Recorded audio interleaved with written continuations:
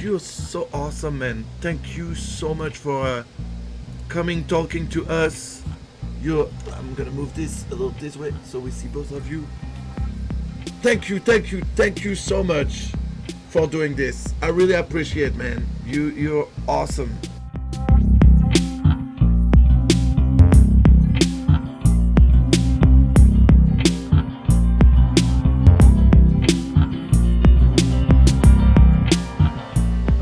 Of course. I got to give it up to my boy ManuelFerraraTV. I got to make time for you, brother. Very great. Thank you so much. So for everyone, for the viewers, we have right now 2,276 viewers. Just so you know, in France right now it's 6:22 a.m. Holy shit! So it's a little crazy to still have that many people, but it's fun. It's for a good cause, and man, hey, you're a king at PUBG, man. I see you playing that shit like crazy. I just started now playing it. I feel like I'm always like 6 months behind you. Like no. Like you were already like H1Z1 when we first played together. I was brand new on H1Z1, and you now is PUBG. Like I just started it. It's fun. I can't play H1Z1 anymore. Do you do that too? Is it the same for you? Can you play H1Z1 or? No, I can't, man. It's so hard to play H1Z1 now because I feel like with Battleground playing unknown, it's more like technical. You know what I mean? And I feel like the movement's better. There's some things with H1Z1 I still like about how you can move faster, but I almost like the slower progression. It's enjoyable to loot. Like I love dropping down, going into a building, going inside there, looking to see what I'm gonna get. Am I gonna get a sniper, or am I gonna get an AKM, or am I gonna get an M16, combat, long range? There's just so many different ways you can play that game, and that's one of the things I love about it. So I'm on the same boat as you. It's hard for me to play H1Z1. Yeah, right. I feel like the game is so much more complete. Not just prettier, but it's so much more complete. And I feel like there is something about doing kills in PUBG that's so much more like rewarding, and like I don't know, killing on it when you get that nice snipe shot, it's so nice. It's so nice. By the way, I saw that clip of yours where you guys were on a bridge and two cars came at you, and you shot the car and both cars jumped and exploded. That was pretty dope, man. Oh, dude, that's the best thing to do is bridge camp, letting people know, if I get a chance to camp on the bridge, if I'm on the bridge camping, you got to pay the toll, and the toll is death. That's a big technique you use, huh? You and your crew. I see you guys always on the bridge, hiding behind the cars, waiting for people to cross it. That's what the mighty boys do. We wait there for people to cross, and we light their ass up. I know. It's fun. I love it. When I play, and people want to go through the bridge, I'm like, no, let's not go to the bridge, because Mighty Mouse always camp on the bridge, so I'm sure other people do. We're not going to go on the bridge. We take a boat or we swim across the river, but we won't take the bridge. I don't want my car to get fucked like that. Yeah, man, we're always on the bridge camping. If I get an opportunity to camp the bridge, I'm camping it. Every single time I've done it, it always makes good content, good highlight reels, and it's always just a good time. So I love the bridge. The game is amazing, and I think it's going to keep on getting better. And I think it's a good game for all ages. Well, not all ages, excuse me, for all people. And it's a good game to play with the subs, your subscribers with. It's just something that I really love bringing to the Twitch community and to the Mighty Squad. Yeah, it's fun. You guys are fun to watch. You're fun to watch. You and your crew, you guys are funny. I enjoy it a lot. So what's new with you, man? I see you got the St. Jude Children's Hospital research. Exactly. Research. So basically today, a year ago was when I started on Twitch. I originally bought a camera for my PlayStation. A friend of mine told me like, hey, with what you do, I'm sure there's a lot of people that would like to watch you play video games and talk to them. So I tried and I really liked it. And to celebrate my 1 year anniversary, not only I have a lot of presents to give to the viewers, but on top of that, I wanted to do something for St. Jude Hospital. You know, you're a parent, I'm a parent, and anything that is related to kids and helping them is important to me. And St. Jude's Hospital for me is um, the best place to do so. And so, why not, you know, raise some money and give it to them and help them by doing something we like doing, you know. Yeah, absolutely. That's awesome, man. Awesome, man. You got 2,200 people in here. It's fucking awesome, dude. You're killing it. Yeah, thank you. Yeah, I'm very lucky because there's a lot of very big French streamers and YouTubers that came on the show, and they hosted my channel, so it would bring like thousands of people at once. Earlier, we went up to 5,000 viewers, which was crazy. And so right now, also with the donations, we're like, I don't know how much we have right now. I don't see it on that screen because we didn't move it, but I know we're over 4,000, and there's still a lot of time to go. So last time I did a 24-hour like that, we raised over 7,000. I think we're gonna do better this time. So yeah, it's good and fun. And so when you do these 24-hour streams, you get up a stretch, you get some water, you take a little 15-minute, 20-minute break. I don't take breaks unless I need to go to the restroom. I know like some people do take breaks. I just want to be here. But what's cool is I get a lot of guests through the whole 24 hours. So I'm not like just playing and getting tired. I'm always busy talking to people, and they keep me going. I'm pretty sure around 2, 3 a.m. I'm gonna start being like or listening to people and just, you know, be on zombie mode. And then once you pass that stage, then you're back to normal and you have a lot of energy. But as long as I have people keeping me going, what's cool is I have a huge variety of people coming. I have girls from my industry. Who you got coming from your industry? So earlier I had Angela White. Angela White, never heard of her before. Oh, dude. I'll take a look right now on my dude. Yeah. Okay. She's Australian. And my wife came. I have Jada Fire that's gonna come by. Abella Danger is gonna come back. Riley Reid is supposed to call me. And I have a Blair Williams. I have a bunch of people that, you know. So White, 5'3", age 32. Never heard of her before. Man. Oh. She's really big right now in the industry. She came from Australia. She's got big natural breast, which brings a lot of people to, you know, because, you know, there's a lot of girls with big boobs in my business, but being natural like that and that are pretty like her, it's not that many. So yeah, she has a huge fan base now. There you go. That's awesome, man. I think it's always good that you bring different. I mean, you're not shy to talk about your line of work and always bringing those type of girls on there. And I always think I find it fascinating. I think it's cool that you do it for your viewers. I think it's dope. Thank you. I appreciate it. I think it's dope that you do what you do too, man. Well, you know, first I gotta thank you for coming out last time. That was awesome. I did not expect to meet you in person, and it was cool you came out, and I truly appreciate you. It was perfect to come see your fight. Also because my friend was on the same card you were. Is a French guy. It was his first fight in the UFC. His name is Tom Duquesnoy. His fighting name is Fire Kid. He's really, really good fighter. That night he knocked out his opponent twice. He knocked him out at the end on the bell of the first round. So it didn't count. So they brought the guy back. I can't imagine when you just got knocked out and your team tells you you have to go back in. It must be like dramatic, like what happens in your head. And then he went back in and got knocked out again.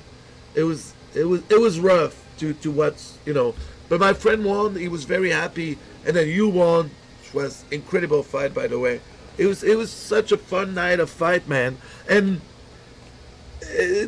my friend actually Tom was he came earlier via Skype on the show, and he was telling me that he's actually right now training with the guy you're about to fight. Ray Borg. Yes. So he's in Albuquerque.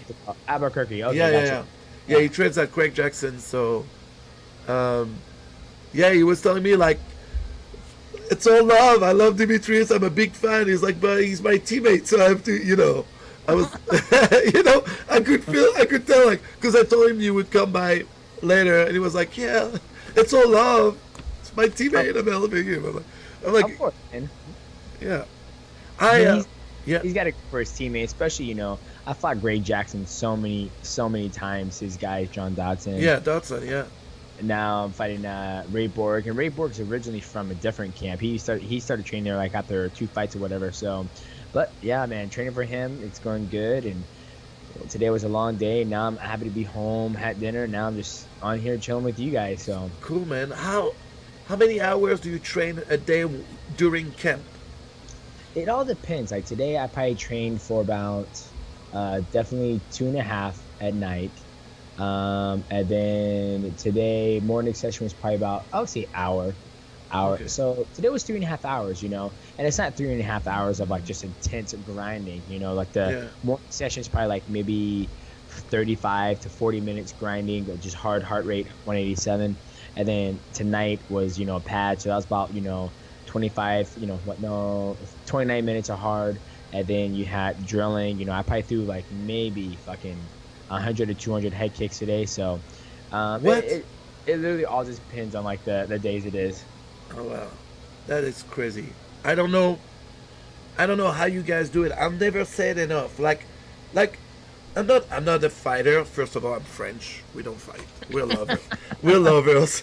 But no, but like the few times where I got into fights in my life, it was never like something that was planned. What's the craziest thing for me is the idea of like, hey, in 2-3 months I'm fighting that dude, so I have to prepare. Like, it would hit me to think like every day about fight. Like, I don't know how you guys do that.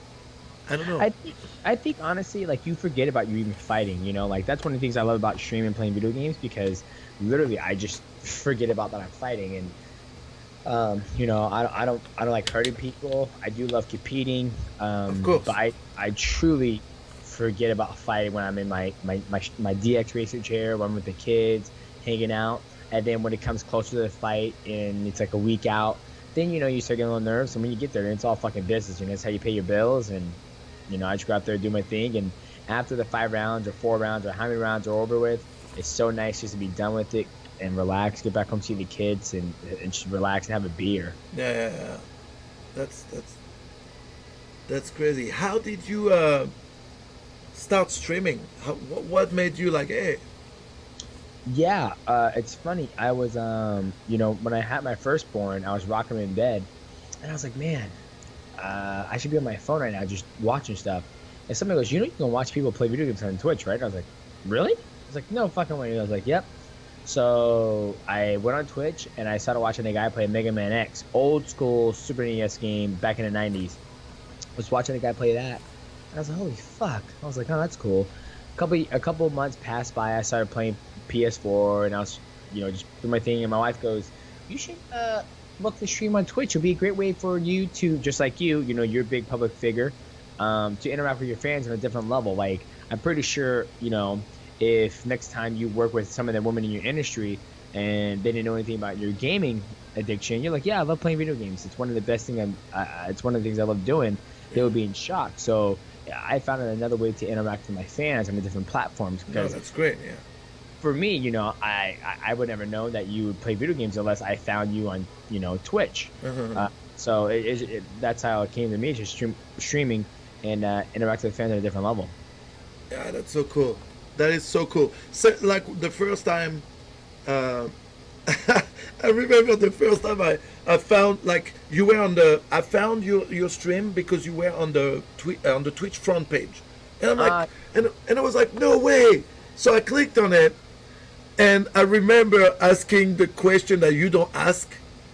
Back then, it was like about a year ago, and it was like, are you ever gonna fight Dominic Cruz?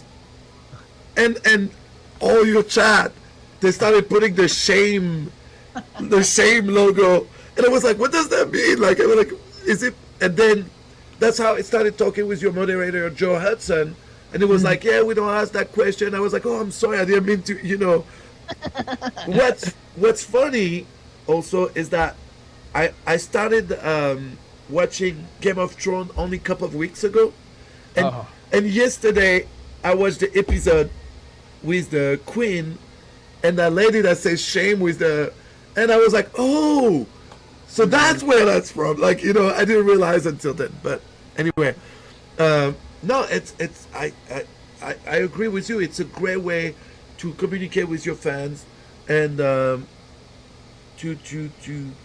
be to be closer to them. Yeah. yeah, I agree. And it's like this. I mean, I don't mind getting asked all the mixed martial arts questions, but if I came in your stream and I was your very friend, I was like, hey, man, when are you going to slay, Alex White? Yeah. Are you going to do any, when are you going to hit up, let me see, which one of my favorite? We're going to have sex with Riley Reid. If people just ask you, like, just those random questions all the fucking time, you're Yeah. like, yes, Oh no no.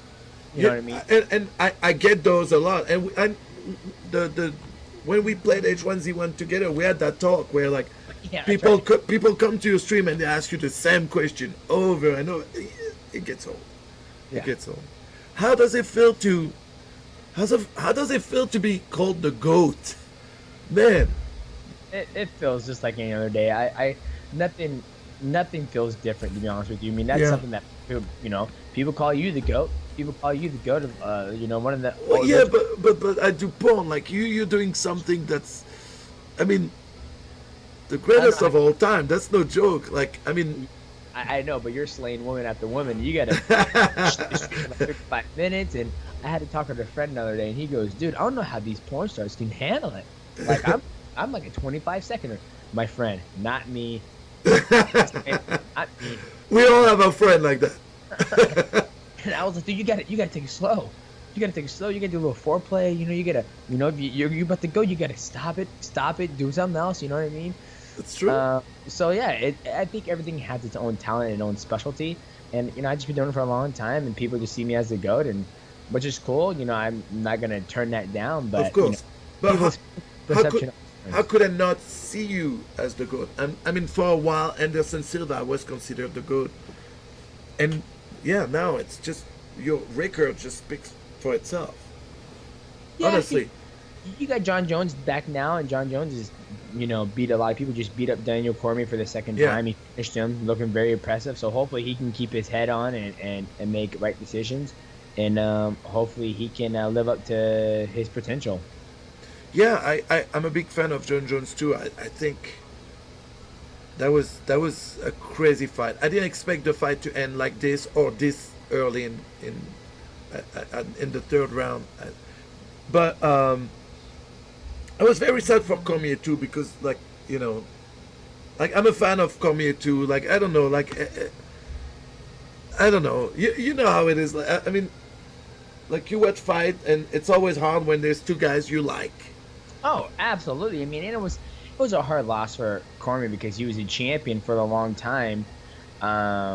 When John Jones was gone, and I think for him, he felt that he needed that win to feel like a true, Of course. fight champion. But for me, I think Daniel Cormier was a true champion when John Jones got in his business.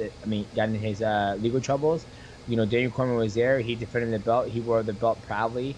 And, I thought he did amazing things. So he has something to be sad about or hold his head down. I mean, he's a great champion. He'll be back. Yeah. No, for sure. It must be hard. I agree. First of all, I agree with you. I think he was the champion. He was legit. I mean, he destroyed everyone, besides Jones. I mean, he did what he did to Gustafsson. It looked better than what Jones did against Gustafsson. I mean, he was a legit champion. But it must be hard for him, in the same way, like people commenting all the time, well, you're not the true champ until, when You champion, whatever the fuck they want to call it. I just don't think it's cool. Plus, and John Jones said it at the end of the fight, I agree also with John Jones, is that not only he was a great champ, but he represented what being the champ. He's a good role model, A great role model. Yeah. Role model. I was about to ask you a damn question. It just slips my mind. Damn it, what was it? Fuck, it'll come back to me. What games are you playing nowadays? So right now I've been playing a lot of PUBG and Justice Injustice. Oh, nice. Yeah, it's good game, fun game. I'm actually pretty good at it, but um, I'm not like the big guys in the competitive world. But when I play online, I I, I have a pretty good record. Nice. Pretty good record, yeah. Are there any other games you're looking forward to coming out? The new Uncharted is coming out. I'm looking for that. The fuck, what's the fuck? God of War, the new God of War. I can't wait. I can't wait to play that. Um, of course, I always buy the FIFA game, the soccer game, the new Call of Duty. I'm very curious about how, like, they're gonna probably bring back the old school Call of Duty because they went a little too crazy with the flying, with the jumping, the running on the walls. I think it got a little too crazy, and their sales got hurt because of that. I mean, they sold 500,000 copies less than what they estimated they would sell. So, Really? Yeah, it's Like, huge. I thought everybody and their mom was loving that brand new Call of Duty, running on the fucking roof and jumping up and down and flying Yeah. in space, shooting shit. So, well, it happens, you know. I mean, maybe they get back to the original and do what they do best, and hopefully they get their numbers back to where they want, and hopefully the community is happy about it again as well. Yeah. Well, I mean, it's still a big success, and they still sold like I think over 2 million copies, which is crazy. But yeah, I mean, you know, when they have expectation, they want those. Oh, fuck yeah, absolutely. Why would you? I mean, you keep making a game, keeps on raising the bar, getting more copies, more sales. The next thing you know, they take a whole different turn. Like, we're going to fucking space. You can fly with shit. It's like, those were when we had the lowest numbers, my friends. Like, all right, never mind. We're going back to the original again. So, totally understandable. And I would, go back to what the people want too, which is the originals. Do you still play WoW? I do not play WoW. I played Final Fantasy 14 when Reborn. I was playing Final Fantasy for a long time, and I kind of got out of it, and then I went back to WoW, and then I stopped playing WoW because, I was at the very end. Like, all I would do was just dungeons, and then I was like, oh, I was a little bored. So I got out of WoW, went back to Final Fantasy, so... Sorry, it's just a long day. I'm sure. The games I play is Final Fantasy, Pub, Battleground, and what's the third one? Tekken 7. Those are only 3 games I play right now. Really? You're on Tekken 7? Yeah, Tekken 7. Love it. No, that's cool, man. I like, here's my problem. I bought Tekken 7, I played a little bit, but I was so into Injustice that I stopped. That's normal. I think all the games have their own way of playing, the way they feel. And Injustice, I could not just get into it. I played Mortal Kombat before, and I just could not get into Mortal Kombat.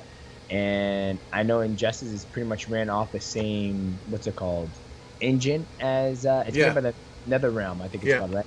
Yeah, exactly. Just cannot get into it, and so for that, I was like, there's no point playing, Injustice, because it's the exact same thing.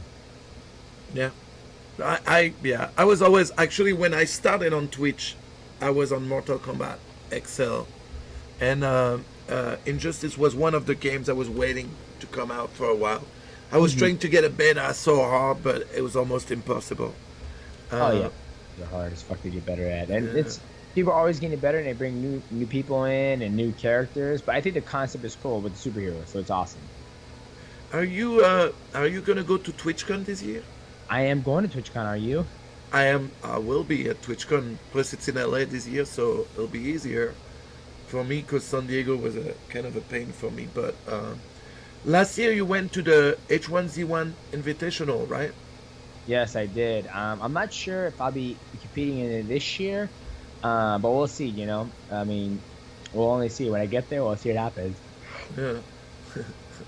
Are you going to compete in it? No, I suck at this game. Plus, honestly, trust me, with what I do, they won't invite me. Why not, dude?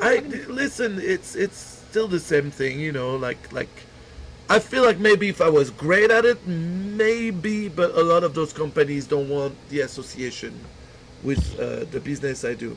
I know. Haters. I know. you you were sponsored by Xbox for a long time, right? Yes, I was sponsored by them. I don't really do any much work with them anymore. Now that I've just been playing mostly PC games. PC games, yeah. It's so hard to go back to console. Like, Yeah. I mean, I got both my PCs going right now. I got Manuel on one screen, and then I got my Twitch on the other screen, and I got so much shit going on. It's just so much easier and nicer, and I got my mixer board. I can change the volumes and all that stuff. It's night and day. So That's good, yeah. I but can't. it's hard. Sorry, yeah, I can like, especially if you like first-person shooter or even, third-person shooter. The point and click, once you get into that with the keyboard and the mouse, you can't go back. You can't go back to the console and play with a controller. It's impossible. Totally agree with you. I mean, if I play like a fighting game, I'm pretty sure you play Injustice, you still play with a controller. Yeah, of course. Like you said, but when you play, Any shooting game, it's impossible. It's so much quicker to just point and click. Exactly. So, but yeah, man, everything is good, and yeah, we definitely have to link up if you're going to be at TwitchCon. I think I might bring my wife Destiny out there. Awesome. With me this time. I didn't bring her last time, but I know Rampage is going to be there. Doctor Destruct is going to be there. And I was like, man, I'd be dope if I get like I've never been to Long Beach before, so I don't know if there's any clubs or any night places you can chill at. So I think that'd be something fun to do. There's always things to do here. Always. Unfortunately, they close early, but there's always things to do. What the fuck's meaning? What's early? 2 a.m. Oh, that's not early. That's pretty fucking late. My old What? ass by then. Dude, I'm from a country where you get out of a club at 7 a.m. to go to another club that opens at 7. Oh my god. I never understood the 2 a.m. here, man. Like, the first time I went in a club in LA, my friend was like, hey, let's go. I'm like, oh, we're going to another club. He was like, no, they're closing. I was like, what? In France, I used to show up at like maybe 1:30 at the club. I would go to the bar with my friend, eat something. We would go and then to the club. But 2, it's crazy. That's fucking crazy. Like, it's like, oh shit, it's 4 a.m. I think we're gonna go to a different club and we're gonna do this. And 7 a.m. here. Let's hit up and then we'll go hit up another club. Sound good. You're just a party animal. That's how you are. Oh, dude. But when you're used to that, it's like normal. But we don't show up to the club. Like, I know here they like to go in clubs like 10:30. I'm like, what? I can't do that. Yeah, I'm like you, man. Like, when I go to Vegas, they're like, oh, we're about to go to the club now. And I'm like, dude, it's like 11 o'clock at night. You're going to the club now. He goes, oh, yeah, it's about to be popping. I'm like, dude, it's fucking hell late at night. Why are you going to go now? Like, we should be gone at 8 o'clock. And he goes, nah, it's at 10:30 or 11. I'm like, fuck that. Yeah. When you you see a lot of fighters sometimes, right after they're done fighting, they're like, hey, come celebrate with me at a club. Did you ever do that where you're like fighting and then you host at a club? Oh, yeah. Usually I do it at LAX. Okay. I do it there. I've done it at Chateau. But is that not a pain? Like, I mean, you just fought. You might, like, you probably don't feel like going in the club like after. Well, it's different, to be honest with you. Like, when I fought in Toronto, I didn't get done fighting. I didn't get out of the ring until like 1:30, 2 o'clock in the morning. So the likelihood of me going to the club was not in my bucket list or priorities. But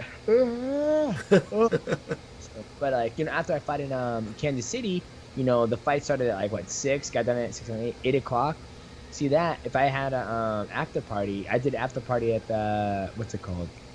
One of the fucking restaurants down the street, because all the subscribers came out there, and so I was like, hey, all subscribers, we're gonna meet up here, come hang out, and we all had some good food, and it was awesome. But sometimes you do those after parties, you make some decent money after that too. Of course, no, I get it. Like, shit, if I was you, if I was going to Vegas, I'm like, King of Porn's coming to Chateau, come hang out with the one and only Manuel. No, I've done things like that during like the week in Vegas. Last weekend of January, they have the AVN convention, the CES there, and there is always like a big award show on the Saturday, and like I've been paid in the past to go in clubs like that and show up, but I don't know. I feel I don't know. I never liked it like that, or I never liked the clubs where it would happen. So I was never really into it. But by the way, if one day you guys want to come check out the convention in Vegas, I will happily get you passes and a bunch of VIP stuff. Awesome, thank you, man. Last thing I knew was fucking Vivid coming to me like, Demetrious Johnson, we want you in the newest pornography. No way, they did? No. I'm saying if I. Oh, I was like, oh shit. No. Sign it now, dude. No, I'm joking. No. Mighty Rams, his wife, or something like that. Nah. But no, that'd definitely be an experience to, partake in. I'll have to take you up on an offer if me and your wife ever come down to Vegas. Yeah, you guys are more than welcome, and it's fun. I mean, it's not. People think it's crazy, but really, it's not that crazy. It's just a fun little event. Well, yeah, of course. Like I said, I don't look at pornography any different. I believe everybody's they're actors and they're doing what they love, and that's it. You know what I mean? I don't look down upon anybody who does that stuff. And like I said, I always find it intriguing. I was like, dude, this guy has had sex for an hour and a half. How the hell is that even possible? So. And we look at you fighting for 25 minutes, but most of the time you don't let it go 25 minutes, which is nice too. Well, I get a break. See, I get minute breaks in between. You know what I mean? You can't tell the director like, hey, dude, I need a minute off, okay? But it's all about the longer you're in it, the better you know what to do to get that minute break. So yeah, exactly. Fuck, man, I really want to thank you for doing this today. I know you had a long day and you have your family. I don't want to hold you longer. I really appreciate.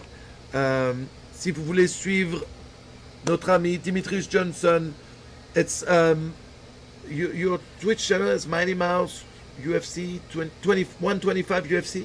That is correct, sir.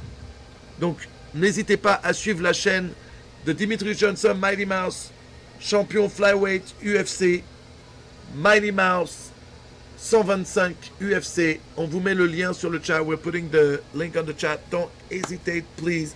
You'd have fun. It's fun, guy. Thank you so much for coming, man. Of course, man. Thank you so much for having me, and thank you to all my French beautiful people out there. I know you guys aren't fighters, but you are lovers, and you have the #1 king dingaling lover right here, Manuel. Yeah, man. Thanks, man. It's awesome that you're doing this, and congratulations on one full-blown year of streaming on Twitch. I hope to join you for next year, and hopefully we link up together at TwitchCon, brother. For sure, man. Thank you so much. Have a good night. Hey, make sure you drink lots of water and get some rest and move around. Don't. Yeah, right. And that's okay. So you don't see in the news tomorrow that French porn actor dies from 24-hour stream like that dude did last year. I don't want to see it. I don't want to see it. Okay? You'll be the last guy I talk to before I die. See you, man. Thank you very much. Bye-bye. Bye.